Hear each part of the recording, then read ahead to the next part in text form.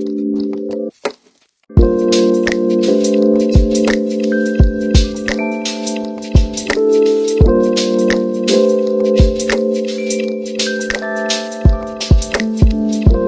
everybody and welcome back to my channel. If you are new here, my name is Riza. If you do not already subscribe, please click that button down below because it really does help a lot. For today's video, we are going to be doing the Secrets and History of Pirates of the Caribbean Part 1. There is so much history and so many secrets that I have to tell you guys that we are going to split this into 2 parts so they are 2 shorter videos. So let's get started. The Pirates of the Caribbean opened originally on March 18th in 1967 in New Orleans Square at Disneyland. The original idea for Pirates of the Caribbean was actually supposed to be a walk-through wax museum. Now they decided against it because in the 1964 World's Fair, rides and attractions such as Small World and Great Moments with Mr. Lincoln, which both included audio animatronics, were extremely popular and extremely successful, so they decided to cut out the wax museum part and incorporate audio animatronics into the Pirates of the Caribbean. Now this ride had all hands on deck for Imagineers. We had incredibly famous and incredibly well-known Imagineers such as Exitencio, Mark Davis, Claude Coates, Yale Gracie, Blaine Gibson, and more.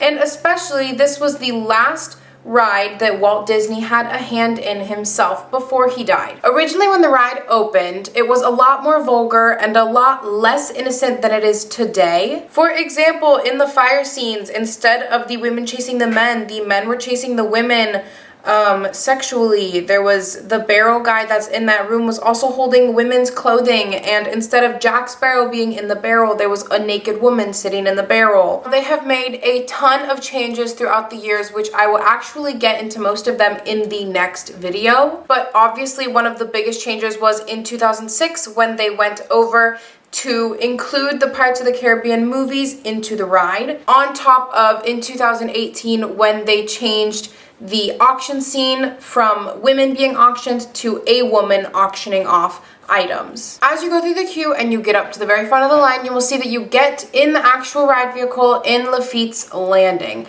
Now Lafitte, which is Jean Lafitte, actually has more to do with the SEA, which if you don't know what that is the Society of Explorers and Adventurers, and I will make a video on that within the next couple of weeks to explain to you guys what that is and how to delve deep into that story. So you get in at Lafitte's Landing and then you go through a murky bayou area, which on the right will be the Blue Bayou, which is a reservation-only restaurant. If you haven't already checked out my top 5 favorite drinks you can get at Disneyland, please go check that out because I do mention the Blue Bayou in it. And then on the left, you see a, murky bayou area with some fireflies, some wood, maybe some alligator tails, and every once in a while you'll see a head moving.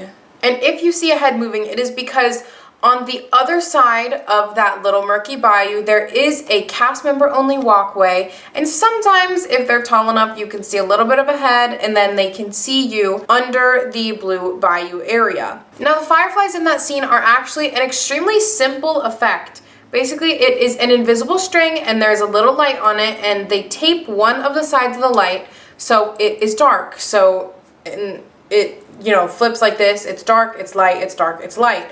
Basically what happens is the only thing they really do is blow a fan on it and it flickers like a firefly would. Now as we get closer to the cabin, we hear a banjo playing, but if you look, the man that is actually sitting on the porch is not playing a banjo. Now we don't really know where the banjo sound is coming from, and we don't know if he's supposed to be playing it or if it's someone in the house or if it's just background music, but nonetheless people are always speculating where this banjo sound is coming from and why we are hearing it. There is a theory that the entire ride is supposed to be a pirate's life in reverse. Now we don't know if that pirate is Jean Lafitte or just some other pirate, and because of that theory it is speculated that the man who is sitting on the porch in the rocking chair is Jean Lafitte watching his life in reverse. Now I know plenty of Disney people who have totally not agreed with this theory. I agree with it for the most part. I don't necessarily agree that it's Jean Lafitte or not,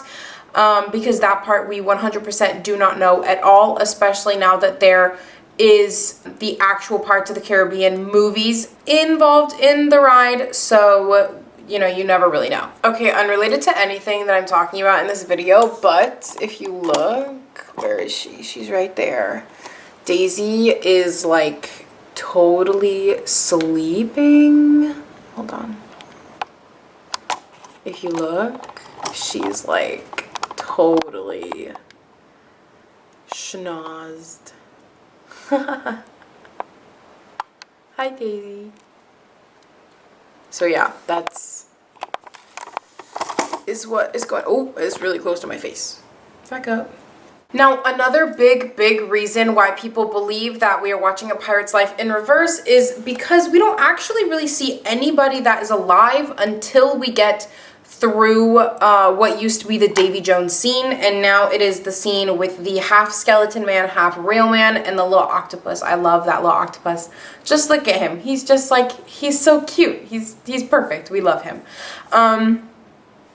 So that is why everyone thinks that this is A Pirate's Life in reverse. If you're going through the skeleton scene, which is the first couple of scenes, you basically are seeing stop motion skeletons. So there's two options here. Either they are alive and they are cursed skeletons, or like it is in the Pirates of the Caribbean movie, or they somehow died in stop motion doing exactly what they were doing, which I personally highly doubt, because, you know, you're not gonna die in the middle of drinking rum and keep that pose of drinking rum. So basically, when Disney put in that animatronic that is half skeleton, half man, it, for a lot of Disney people, proved in a way that, you know, this theory was just proven by Disney without actually Disney coming out and saying it was proven. Because if you think about it, the skeletons are like stopped in the middle of a motion, every single one of them. The one that is sitting in the bed by the big headboard, which we will get to in the next video, has a magnifying glass and is like looking at a map, and one of them is drinking rum, and a couple of them are playing, I forget if it's checkers or chess.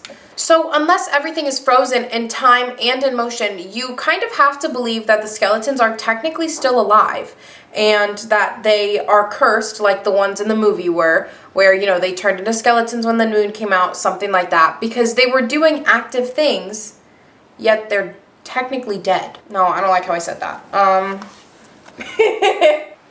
don't know what I'm doing with my life.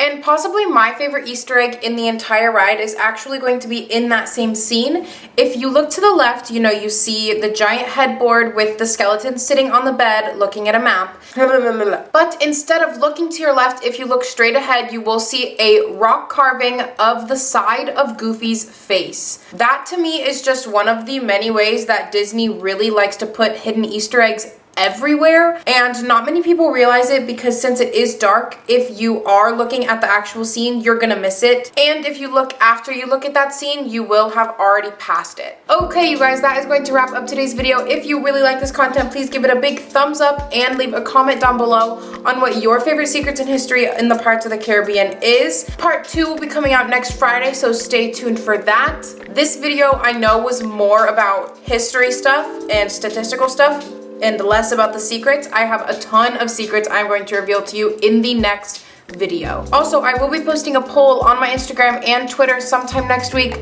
about what I should post about next month, whether it should be Disney, whether it should be something different. So please let me know over there so I can know what you guys want to see. And don't forget, I have a blog coming out in a couple of weeks, so stay tuned for that. As of right now, I hope you guys have a fantastic rest of your day, and I will see you guys in the next video. Bye-bye. So you get it in the feet.